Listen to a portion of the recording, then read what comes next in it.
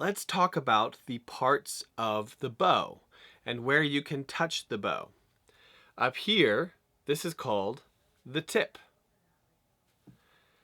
Down here is an eyeball on my bow, and it's called the frog.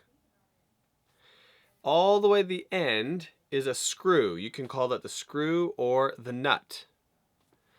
The top of the bow is a stick of wood, and you can touch the wood. Anywhere on this wood, you can hold it, and you can hold the bow down at the frog. But at the bottom is some horsehair, and that horsehair has rosin on it. It's like a powder. Don't touch the horsehair.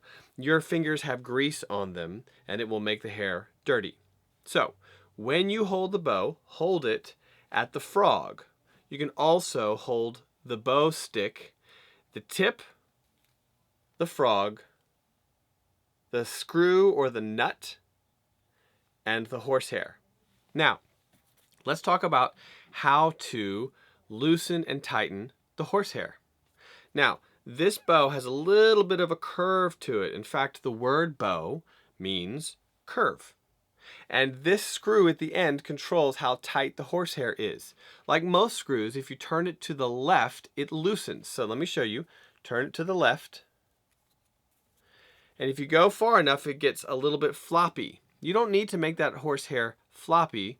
You can just get it so it doesn't have a lot of tension in it. And when you hang the bow up or you put it in your case, you can loosen it so it's just a little floppy. You don't want to go so far that it's swinging around everywhere. Just a little floppy. Now when you're ready to play, you turn this screw to the right. Turn the screw to the right so that the horsehair has a little bit of tension and the stick still has a little bit of curve to it. If you turn it too tight, then the stick will no longer have a curve. The bow will no longer bow. The word bow means curve. So don't go so far that it turns into a hump. Don't go so far that it's super, super straight. The stick needs to have a little bit of curve downward, like the world's most shallow U.